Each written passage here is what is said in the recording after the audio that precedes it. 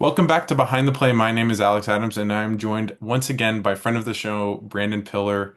Pilsy, thanks so much for taking the time and coming on. How are you feeling just with the Senators team and having to podcast daily after another pretty disappointing November to up to this point?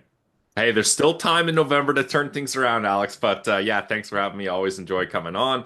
Yeah, the November scaries are a real thing. And Sens fans, whether you're superstitious or just a little stitious, November has Sens fans worried, and we've got the facts and the data and the stats to back it up, which is unfortunate. But thank God they won that game up against the Calgary Flames, a 4-3 win. A little close for my liking, but we'll take the 2 points anyway we can get them. I I was starting to panic about the Ottawa Senators, Alex. After that Vancouver Canucks loss, it felt like the sky was falling. It felt like the Ottawa Senators were not going to turn things around, but I've decided I'm going to give this team a little bit more time. We can't, like, November is going to be god awful no matter what, so we just have to get through Mhm. November, and I'm going to have a more realistic assessment of where this team is at. Probably around the Christmas break, because then you got a little bit more games under your belt. You hope that they can put themselves in good position so that that road trip that they're going to be on when World Juniors are happening in Ottawa doesn't totally derail them. We know how this team has played on the road in the past, and even this season, it's been a little iffy. So I'm holding off judgment now, but I will say I was expecting this team to be in a better spot than they are right now. That's for sure. Doesn't it feel as though like I've been trying to write about this team after essentially most games, and I keep going back to like pretty good process. They're playing pretty well and they lose. And it felt like in the past, like last year, they were 10-10, I think, through the first 20 games. But it really felt as though the ship was just, they were holding on, for dear life. This year it doesn't feel like that, but they have a worse result, a worse record. Like, what do you make of that? Maybe disconnect. I feel like that's a glass half full there. You can look at it too. Well, a glass with half the water in it. You can Yes. look at it as either glass half full, in which I'm sure the coaching staff is being like, look, we've got the analytics we like, the process is working, players are buying in. We're so close in so many games.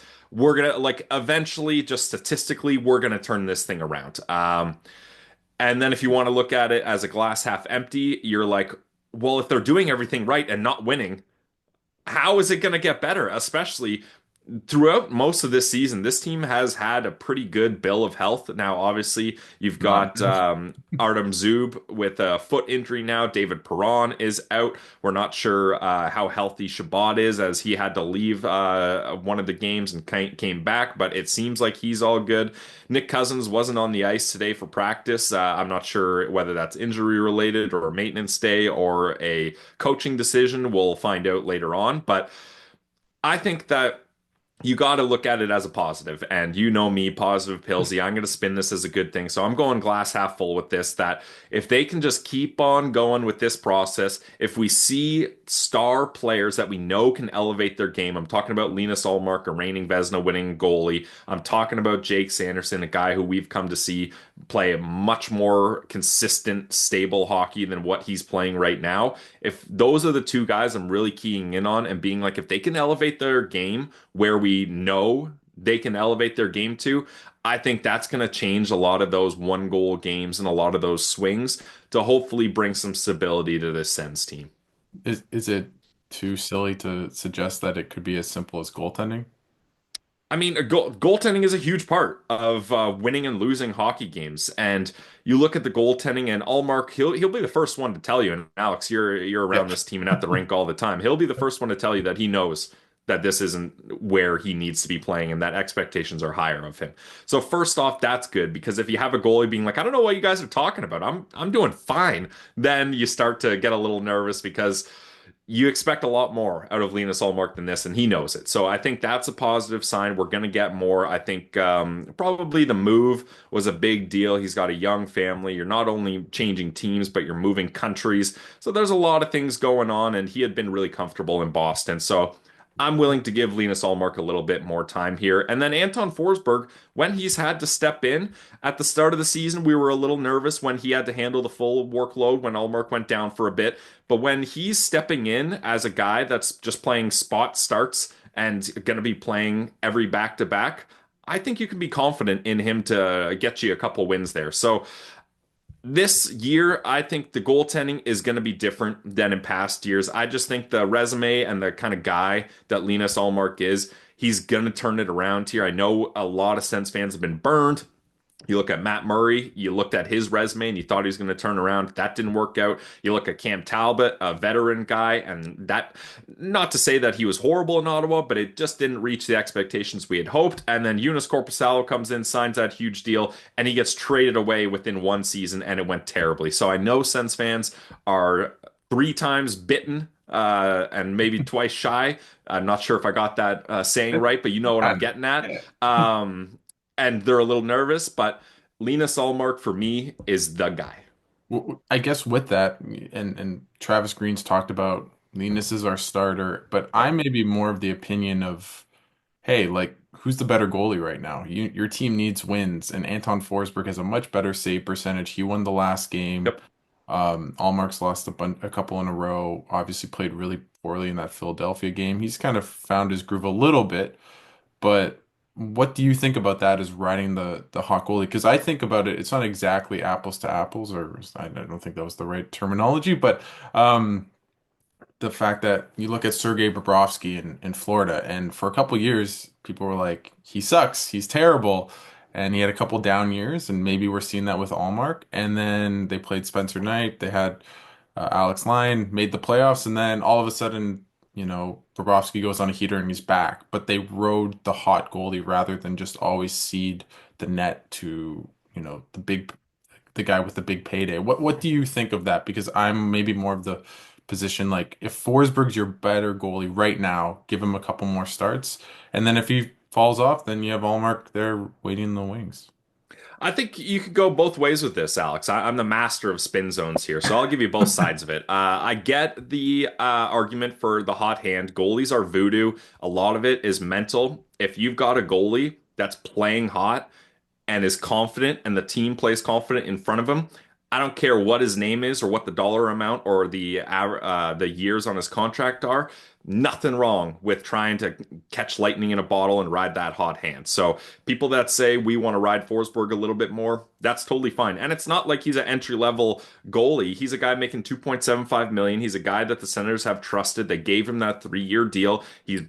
He's a solid backup. I mean, some teams would even be happy to have Forsberg as a 1B in a tandem type Hmm. situation. Now, let's look at the Allmark side. This is a guy that's been in a tandem type situation for a long time with Jeremy Swayman, even going back to his Buffalo days. I don't think he was the bona fide number one starter.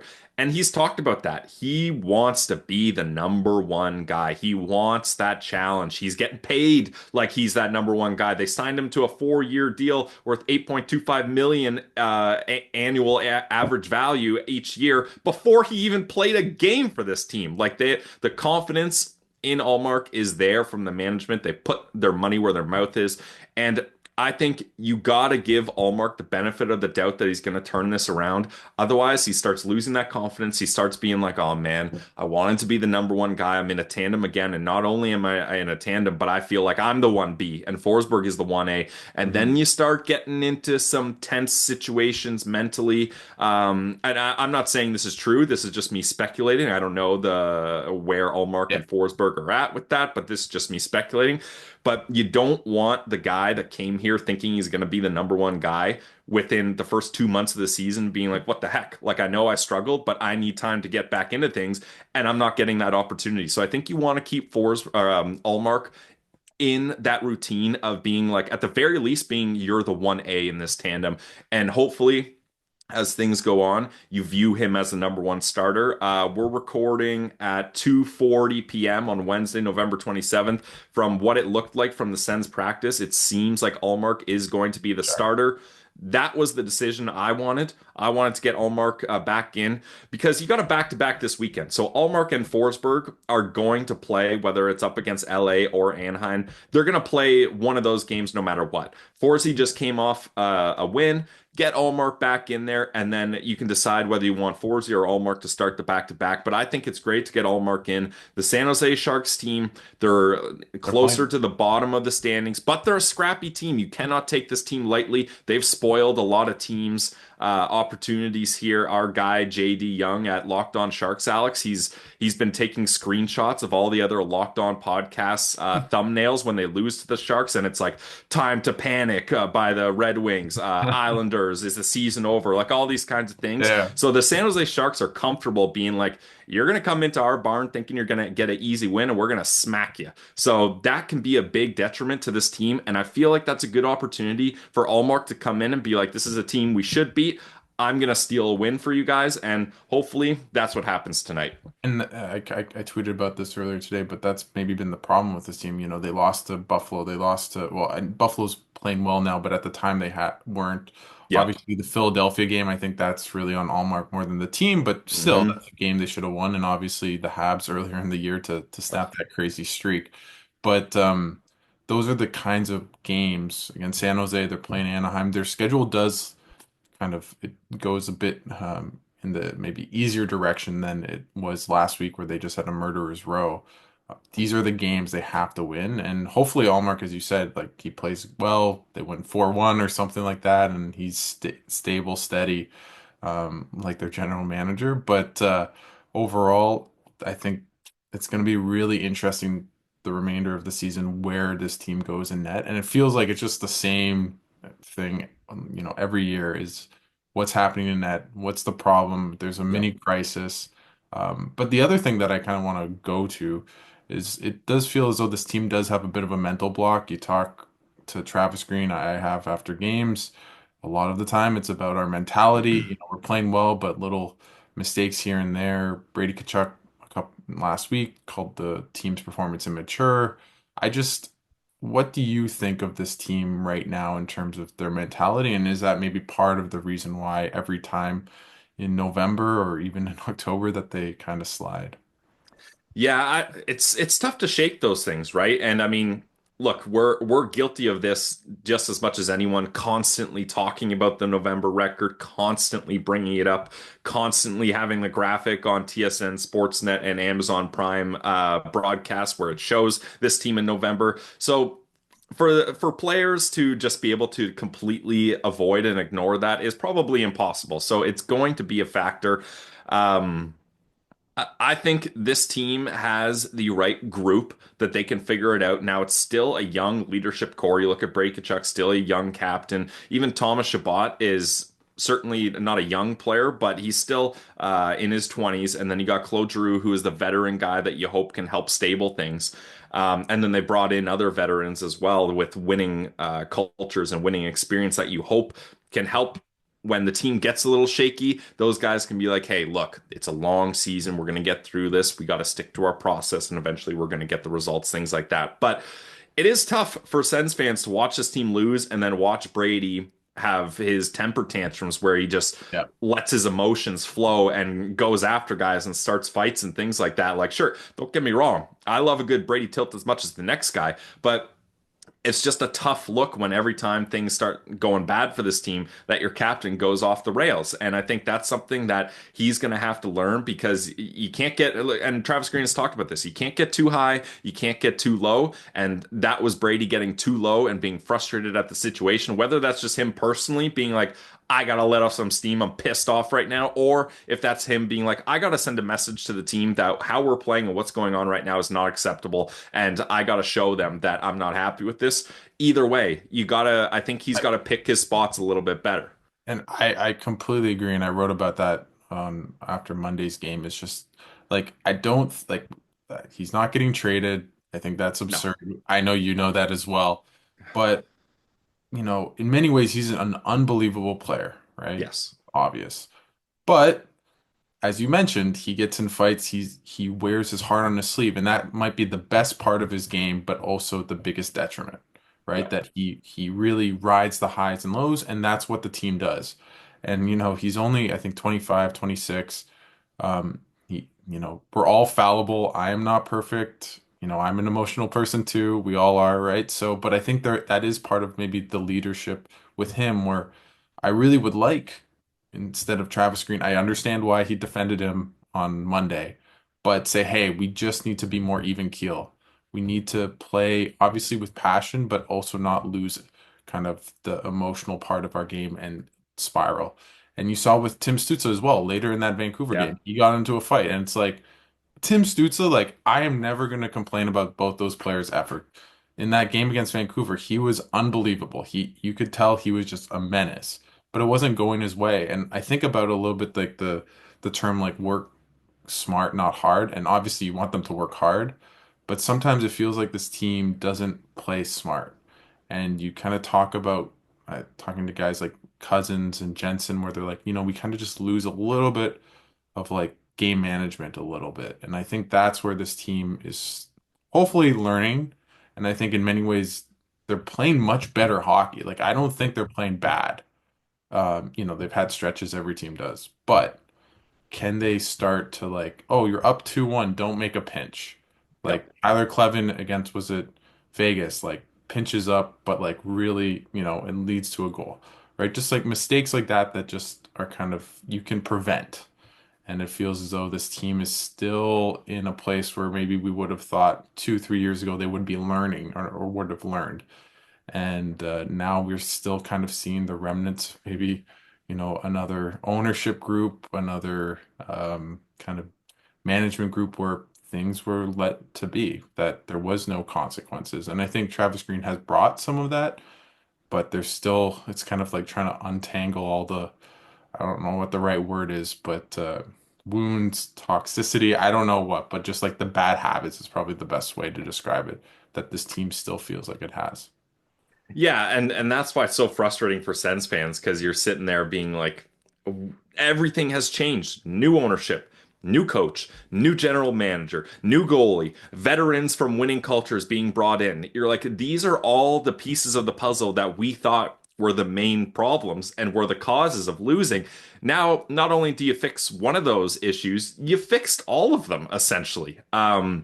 So for this team not to be able to kind of snap out of it, I think is frustrating for Sens fans. But then you got to look at it too. When with big change like that, there's a lot of adjustments. There's a lot of growing pains. So that's why I myself, It's Alex, okay. I have get it all got the to. time. Don't worry.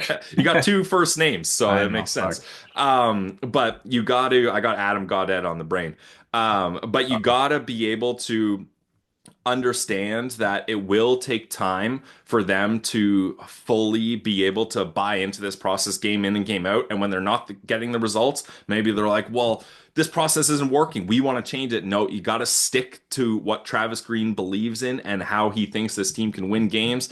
And I do think, like I mentioned, with upticks in Ullmark and especially Sanderson's performances, I think that's going to help swing those one goal games into the Ottawa Senators' favor a little bit more. And I really think if Ullmark had played better to begin the season and they had just eked out that game against Vegas, even Colorado, Yep. and just their record would be more reflective of their play, I think we'd have such a dramatic kind of look about this team. I don't think they lose those 5 games in a row. Yeah. But that didn't happen, right? And they didn't get bailed out. They made some dumb mistakes at bad times in games, and now you're like, oh my God, they're 9-11-1 or whatever, and the sky is falling. And I don't think that's the case, but we look at the next stretch of games. You talk about Christmas, and I think that's a really interesting point. This team has, I think, their last 15 games, 14 are at home. I think I have that right, but I could be At the end of the season? yeah, yeah, but they have Yeah, a here, huge I'll amount of tell you. home games. But my point being is that they're going to go on this huge road stretch, play 10 games on the road because of the World Juniors. Once again, the Sens have a terrible schedule. Yep. Great. But if they're, let's say, after that 10-game stretch, like 500, a game, hopefully like a game or two above 500, I'll be like, oh, they have this like windfall at the end of the season where they can really pick up points and their schedule will get much easier. And so I do think there's some promising signs.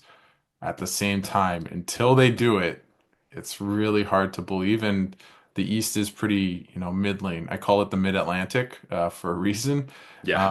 At least their division as well. And so they're not going to be 15 points out of a playoff spot if they're playing decent hockey. Yeah, you hope not. I'm looking at the schedule here, Alex, and you're right. In April, they have 10 games total. Nine of them are at home, and the one away game. Now, this team's been performing better, but initially you look at it as an easier spot on the bingo card. Their only away game is against the Columbus Blue Jackets. Yeah. So sure, that road trip is going to be tough. It's going to be a grind to get through, but if they're in the mix for a playoff spot by the time April comes around, they have nine home games. And then even you can look at travel wise, going to Columbus is not that big of a deal road trip wise. So they will have an opportunity to control their own destiny and be set up for success at the end of the season. They just got to put themselves in a position to be able to really grab hold of that. And we hope that'll happen. It feels like in the past, like maybe to segue a little bit, but like the loss of Artem Zub would just be like, okay, Devastating. yeah, Yeah. devastating. And it does feel like there's a little bit this year where like obviously Travis Hamonic, as you know, gets a lot of flack. I think some fair, some maybe over the top. I think he's actually played really well the past maybe 5, 10 games. I don't know if you feel the same, but He's turned things around for sure. yeah, Yep. for sure. But how do you think this team's going to react to having that guy who's been with Sanderson, but they haven't played particularly that well together? How big of a loss do you think it is? I think you nailed it, Alex. I think it's much more minimal than it would have been in the past. And that's good and bad because it's bad because in the past it was such a big deal because Sanderson and Zub were an elite shutdown pair. And then you break that pair up and you're like, how are we going to shut down other teams' top lines? But this year it hasn't really happened. And you the Sens are kind of in that weird spot where they don't know how to properly play Travis Hamonic and JBD. They've been working on that. Now both these guys are going to be in the lineup more often than not, especially a fractured foot with Zub. Who knows how long that's going to take? I don't. Did you get an injury update on No, they Zub? didn't really like they just said, well, like it'll be out a while or something. It'll be weeks, I I'm know sure. I know Claire Hanna talked to a doc. I think she tweeted, I don't know if you saw that, but like that a doctor said like a fractured heel is like 8 to 12 weeks. So that's basically Oh, two wow. months. So I don't know. Yeah. I'm going on Claire Hanna of my enemy network. I'm kidding. But I don't think he's back anytime soon, no. So that's a long time, and that's why you started hearing rumors about the Ottawa Senators fishing around for defensemen. A lot of Sens fans are thinking about David Yurchik. I'm not sure how I feel I about don't that, like but that. they did bring up Donovan Sabrango. He's going to get an opportunity to have his first NHL start probably sometime on this road trip. And you look at JBD and Hamonic, you need both those guys to step up. This is the opportunity of I was going to say a lifetime, maybe that's a little over the top, but this is a Career. massive, massive opportunity for JBD. He did not get a contract extension. He's on 1 year. He's battling just to get in the lineup when you've got a aging veteran in Hamonic that JBD is probably sitting there being I should be the one getting these opportunities and he should be the one filling in. But now he's got this opportunity with Zub out for a while. The Sens haven't made a trade yet. It's hard to make a trade in season, so it's probably not going to happen for a while, if at all. So JBD's got to step things up here, and he's given a good opportunity. Travis Green has mixed the lineups up, and he's not on that third pair with Tyler Clevin. He's playing with Thomas Chabot in the top four. And Yeah. we all know, like, Chabot and Jensen has been a great pair, but we all Yeah. know Thomas Chabot has been kind of looking for that partner, and he might have found it in Jensen. Yeah. But let's say Jensen gets elevated to that top pair with Sanderson. I think Sanderson and Jensen could be Oh, an that elite top pair, especially Jensen's been this team's top defenseman. Get him with Jake Sanderson, try to elevate his game again. And then if JBD can have chemistry with Tom Chabot, he's found himself in a really good spot that could solidify not only a spot in the lineup this year, but could be massive for him and his agent looking for a new contract to extend with the Ottawa Senators in the future. So JBD needs to look at this opportunity and really take a hold of it because this could affect the trajectory of his entire career. No, I think he's hit it on the nail, and I love JBD. Just one of the nicest guys you'll meet Yep. in the locker room. One of the first guys I kind of got to know a little bit. But I completely agree. But I think what you touched upon is such an interesting point because Zub is so important in many ways and was just always paired with Sanderson is like, do you put Jensen on the top pairing with Sanderson? And they, like, as you said, I think that pairing would do wonders. But then I don't know how I feel about Hamonic and Shabbat. I kind of might maybe like that more than JBD and Shabbat, but then Cleven's really struggled of late. Do you put him with Jensen, which they did at times against Calgary, and they played well? So I think in a way, Jensen is the new Zub, where it's like wherever Yes, he goes, he becomes the the most important stabilizer. right shot. Yeah. Yeah. And so I just think that's going to be a really fascinating But kind of. the issue for me, Alex, is when you're struggling on D and your best defenseman by far, I'm talking about Nick Jensen, it has really been supporting this team. You found a perfect partner with Thomas Chabot.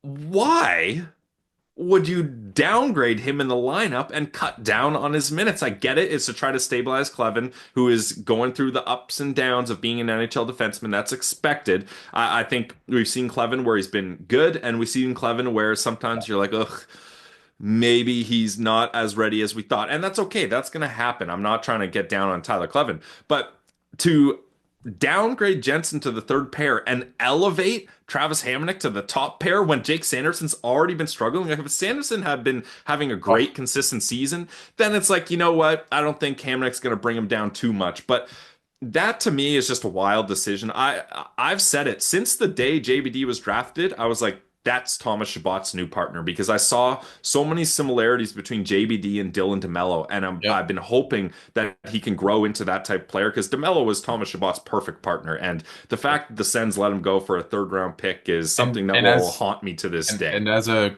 I say I'm not a Jets fan anymore because I'm in the media, but like he's amazing with Josh Morrissey, who Oh is yeah, putting up numbers that we thought Thomas Chabot would be getting at this time in his career, and he's just not. But Chabot's been okay. I think him and Clevin the past maybe 5 games have really taken a bit of a step back. But I think you're right about JBD and Chabot. Just JBD is just really good at puck blocking possession, shots, playing a blocking. smart defensive game. Because that's the thing, Thomas Chabot needs to know, and this is why Zaitsev didn't work with Chabot or Hamonic. He needs to know that, hey, if I'm going to pinch and go for a skate, or if I'm going to try to be an extra guy that's going to the net to look at for a rebound or a backdoor tap in, I need to know the guy behind me has no interest in playing that offensive gamble, riverboat gambler type play. And he's always going to be back there to mop up my mess if it happens. And JBD can be that player because I don't look at him as an offensive guy. I want Thomas Chabot bringing that puck out of the zone every single time. I want him to be the transition guy every single time. So I think that's a pair that can really work. And I'm hoping that he ends up staying there and that Jensen ends up going to play with Sanderson because I've mentioned it a couple times, but it's worth emphasizing. We need to get Jake Sanderson back to the Jake Sanderson we know,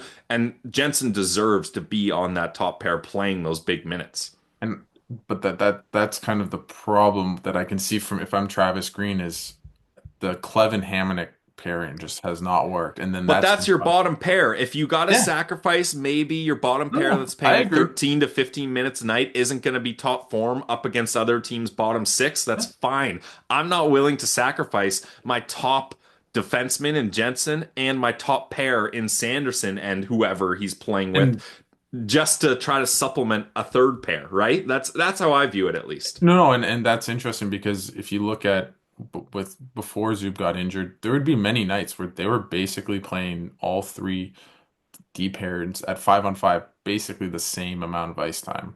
And so he really Yeah. liked the idea of like depth. I no, but I'm not saying this is right or wrong. I'm trying to kind of get the lens of Travis Green is Yep. okay, let's overwhelm teams like playing 4 lines. Like he was obviously the fourth line's been really good so far for the Sens as well.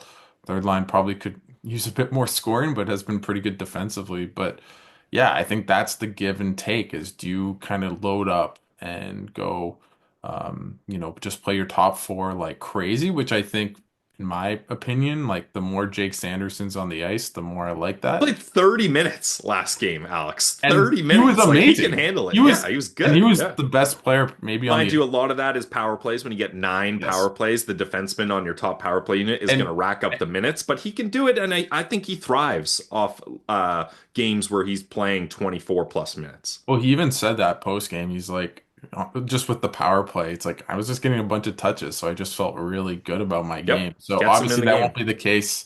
I was about in that game. I was like, if this team loses, how do you lose a game where you have 9 power plays? But anyways, that's another hope. We don't have to worry about that, Alex. No, Let's not we're go okay. We're okay. But there. I do think that that's going to be the conundrum. But if you look at like talking to Green at, all the practices and stuff, like he always talks about like flipping guys, flipping lines, flipping D pairings a lot, even though he didn't really touch the Shabbat Jensen pair for a while. So it seems like his philosophy is kind of overwhelmed rather than just like go like supercharge McDavid Draisaitl on the same line. Like that doesn't seem to be where he comes from and how he sees it, at least so Yep. far. I'm sure he would tell you, I think that he's up. It's him and Steos. I think they're pretty good communicators, but everything's on the table, which means I can't, it's not helpful to ask questions because everything is on the table. Uh, but I think that's going to be really interesting moving forward is just what happens. And I think the Sabrango, like if he plays well, I think that's the issue with this team is they didn't really have anyone to replace Clevin, and now they might, but we'll see. It's hard to really gauge an AHL player, but he was a played at the World Juniors, had some high stock, and it is a cool story that he's from Ottawa and that his mom's just amazing on Twitter too. Yeah, yeah, it's definitely a big moment for them, especially he's a vet. This guy's put his time in the AHL. He's put his time in the ECHL even, and Yeah. he hasn't really gotten his opportunity. Excuse me. He's having a great season in Belleville. He scored arguably the goal of the year. If you haven't watched that yet, go watch it. So he's a guy I hope gets in the mix just so he gets that opportunity. I think it was more we're going on a road trip. We need an extra guy here rather than like he's gonna come in and be a savior type thing, or hey, we don't need to make a trade. We're just gonna call a guy up and it's all gonna work out. So I don't want to put too much pressure on the kid, but yeah, great kid, great story, and hopefully he gets a start in one of these games. Maybe like a bright spot of this season, and it's kind of obvious, and we just really haven't talked about him much. Is Tim Stützle? Like Oh, he's just taken us. I think his defensive game has got way better. big He's time. becoming like a puck hound that it. He's physical too. Tinted Oh, Timmy is out for blood. tinted to he is have you noticed this too that Drake Batherson and Josh Norris are getting into are just hitting everyone all of a sudden? I don't remember that in prior years, or am I? Josh Norris, especially the way he's because I think before, if he wasn't scoring goals, what was he doing? He's decent at the draw. I should give him Yeah. some credit there, but he got the big bucks for his goal scoring ability, and it hasn't. Sure, he's still scoring goals, but not at the pace that the Senators would hope. So he's had to find ways. Okay, I can't just have an A game of one timers, slap shots on the power play. I gotta find a B game. And I think he's found a B game. I've been very impressed with Josh Norris's ability on the penalty kill. Him and Claude Giroux, typically are together on the same unit. And I've really liked what I've seen from them, especially late in games. Like you can tell he's putting his body on the line and he's giving it his all to stop other teams' power plays. So yeah, Josh Norris, I would say I've really noticed his uptick in defensive and physical play. That's funny. Just I don't know, it was maybe a week or two ago. We're in the dressing room, and he was just talking about kind of to the assorted media about blocking shots and being on the PK. And someone asked, like, "Do you ever think about like trying to not block a shot because it's gonna hurt?" He's like, I'm gonna do whatever." And he was just like a warrior. And he's like, "Is there any adjustment?" He's like, "Yeah, I just throw myself in front of pucks now," kind of thing. And I Yeah. think he's been really good. Their PK hasn't been great. I don't love the diamond. I get the concept, but I always feel like there's just always one guy that just gets all alone in front. Um, Yeah. it, Can I, happen. but Giroux and Norris have been great. But I think maybe circling back to Tim Stützle, he's just been Oh, so good. He's this so team's good. best player right now and it's not even close. No. But that's like if you talked to before the season said, okay, this team's going to be much improved. Why? You'd look, okay, Tim Stützle is closer to that 90-point guy 2 years ago, and he's better than that now, right? At Yeah. least on pace for that. And I think that's a really good sign where it's like, unless he gets injured, knock on wood, they're going to have that for the whole season, a guy who's going to get 100 points. And I remember checking the stat in the past 5 years, and it's almost impossible. If you have a guy that has 100 points, you almost always make the playoffs. I think the one guy was JT Miller or Elias Pettersson. One of Or them. didn't Carl get 100 Yes, points with the Carl. Yes. Sharks? Yeah, Yeah. it was those But two. he's just playing no defense. He's like, we don't have a chance at winning games. I'm just gonna rack points up. What a player. And he's still doing that kind of. Oh yeah. Yeah. Good, good. The Pittsburgh Penguins, now that's sad, but they have cups, so you take a little bit of the wrinkle away. But Yeah, they've had their dynasty already. Yeah. exactly. I guess just maybe before I let you go, like, how do you see this team kind of turning, I guess, kind of turning the ship in the right direction in terms of a playoff spot? Like, what are the things that you think this team needs to do? Well, I really do think Ullmark and Sanderson are gonna have regress kind of back to their game. So those are the big ones. I mean, your number one goalie and your number one defenseman getting back to form is if both of those things can happen, Alex, then I feel so much better about how this team is doing. I guess honestly.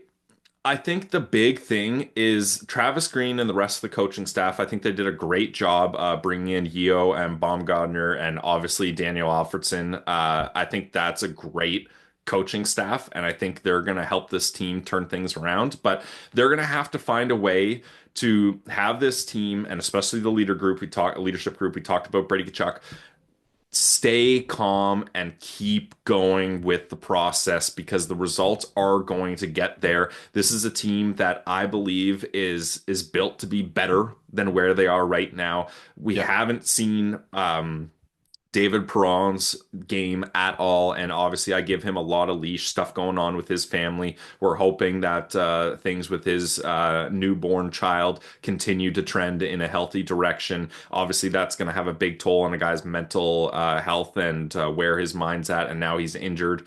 Once Perron gets back to form, that's going to be a big boost. I don't think we've seen the best from Michael Amadio. He's been here in flashes and then kind of disappears. That's why he's been demoted to the fourth line. Noah Gregor, we're hoping gets back into the swing of things. I really think that his speed brings such an element to this Oh, team I that they completely agree. need. So it's just. And these are all new players that I'm talking about here. So it's just a thing of having the guys that have been there being like, don't think that, like Travis Green mentioned it, he really gets a sense of the, oh no, here we go again from the team. And you got to get those guys off that attitude, and you got to have the guys that were brought in from winning established cultures. You got to get them kind of reinforcing the idea that they know that teams can turn things around and it's a long season and you can really figure it out. So I have not lost hope in this team. I believe in this roster, and they gotta find ways to figure it out. And I think if they can stay consistent, they're gonna do that. And I think Timmy is gonna keep leading the charge. Brady does what he does. So I got a lot of faith in this team, even which might be a crazy thing to say as an Ottawa Ah, Senators fan, I, but I gotta believe it, Alex. I cover this team daily with the Locked On Senators podcast. We do a postcast after every single game. If I'm just down in the dumps and like this team sucks, they're never gonna figure it out, I'm not gonna make it through the season. no. So I have to have the same mentality, I guess. You guys just had Graham Nichols and we sit beside each other at the games and we keep saying like this isn't the same team. Like Yeah. I maybe the mental part is similar and needs to be, as we've talked about for a while, kind of being figured out in terms of that resiliency and ability to come back in games and just maybe not fall apart. But if you look at their play on the ice, they have played like a really good team. Hmm. And I don't feel like we've ever really had that in this Kachuk, Stutzle, Sanderson era, right? And I'm gonna have to find many ways to write about this for Sportsnet, but in my opinion, there's two things that really need to that if they change, this team will make the playoffs. It's the Zero. mentality, Okay. Yep. goaltending. If Yep. those two things just they don't even have to be amazing, but just aren't like they're wasting away losses and they get 900 save like 900 save percentage. This team will make the playoffs. And I don't feel like that's that like Allmark's won a Vezina. Everywhere he's played, he's been above I think a 905, 906 Oh save. yeah. So it's like he should regress. And this team has played really well and are in essentially all these games. They're eventually gonna hope. I think they're gonna win games and turn good play into wins. I don't know. It Yep. doesn't feel that far away, but the more they lose, the farther it feels away at the same time. And as you would know, that's a very frustrating feeling. Well, and it's tough because you can get yourself in such a weird place when you look at the standings. Because overall, the Ottawa Senators are 27th in the league. They like this kind of shocked me. They're tied with the San Jose Sharks in points. Now, mind you, the Sharks have three extra games and five overtime and shootout losses as opposed to one for the Sens. But that really kind of shook me up. I mean, heck, they're tied with the Anaheim Ducks, and the I know. Ducks have played one less game. But then you switch it over. I'm on NHL.com right now. You switch it over to the wild card setting, and they're only 4 points out. So you're like, if you can get a win streak, you get those 4 points. But then also, you got to jump the Red Wings, the Blue Jackets, the Flyers, the Islanders, the Bruins, and the Sabres. So the fact that the Atlantic and the rest of the East is so kind of mid right now is both good and bad because those teams could get hot and get out of reach, or those teams could get cold and the Sens can make up the ground. It's going to be a battle, and I'm just hoping that the Sens find a way to stay in the mix. I really think they're like a 1 5 or 6 game winning streak away from taking off. But it's like they, Totally, but like Alex, you say that casually. Like a 5 game winning streak is hard to come I by. know. Like you got to have everything clicking But for that to there does work. seem, and maybe, once this show is, posted, we might be saying like, oh my God, they lost to the San Jose Sharks 6-1 or something. Don't put that voodoo out there, Alex. Don't. I always get They that from lost to the Julian. Sharks last year, and it was I, devastating. I know Julian McKenzie always gives me shit Ugh. where I'm like, I say something like the quiet part out loud. He's like, don't you dare, don't you dare, Alex, don't bring that voodoo into here. But Ugh. they beat the Sharks. They beat Anaheim. You could easily beat the Kings, who are playing meh hockey, and then you come back, and I think they have Detroit and Nashville. Like, I'm not saying they're gonna win 6 or 7 in a row necessarily, but they could get The come out. opportunity is there. Yeah, Yep. right. They're so I really think they can just put some wins together, and they have been so close against Vegas, where they would have gone on a 3 game winning streak against the Flyers, where they should like they're right there. Yep. So if they do that, then I think they'll be on a right track. I think it's really mental, and if they can just get some good vibes, some good stuff going, then they can really, I think, skyrocket. Because if you look at their underlying metrics, they should be like ninth or 10th in the NHL. They At should. least middle of the pack. Yeah, not Yes. 27th. Yeah. Yes. So everything tells you they're good, hmm except their record. So, hmm we've heard that before, but Brandon, thanks so much for taking the time. I mean, you can plug the show. I obviously love it. You guys have been doing amazing work, and you deserve a playoff game. I say this every time I see you, Yeah. Brandon or Ross, but you guys deserve a playoff game. Well, thanks, Alex. I appreciate that. Yeah, it's we're recording episode 1173 today with zero playoff games. I have never been to an Ottawa Senators playoff game in my life.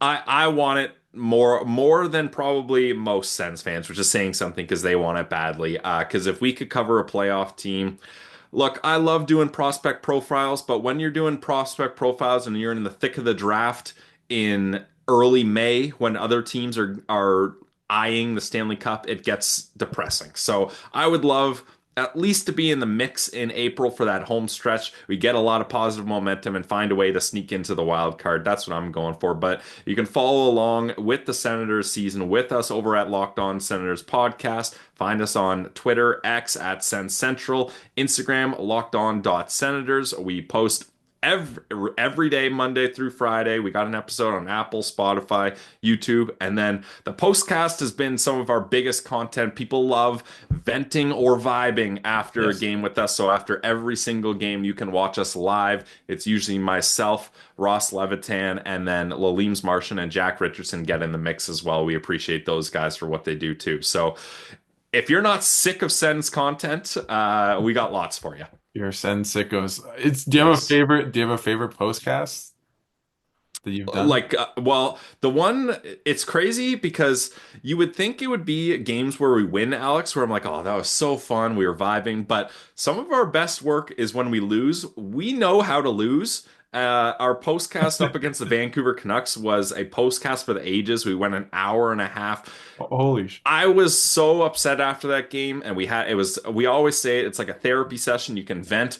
It's Yep. just guys getting together, venting about their issues with the team. We flushed a lot of thoughts out, and I felt so much better after. So Good. honestly, sometimes the postcasts after huge losses are my favorite because I get vindicated by other Sens fans being like, Pillsy, you're exactly right. Or the opposite, where people are like, what is Pillsy talking about here? Why hasn't he smashed the panic button? I'm sick of Pillsy, positive Pillsy preaching patience. He's got to let this team have it, all those kinds of things. So I love the mixture of opinions from Sens fans. And that's what we're trying to do. We're trying to build up the Sens community, give people a space where they can vent or vibe and get their opinions out. We do Sens Central Citizens usually once a week where you can come on the show and for 15, 20 minutes, get all your Sens takes out, tell us how you became a Sens fan. We can get nostalgic together as well. So we're the people's pod. We try to bring a community together and have a space where Sens fans can feel safe and that they have a platform where they can voice their opinions. As a therapist, I'm very happy to hear that venting is helping Yes. you, We Brandon. got So to do it. People don't do, especially Alex, you know this, yep. I'm sure men, they don't often get together and talk about their feelings.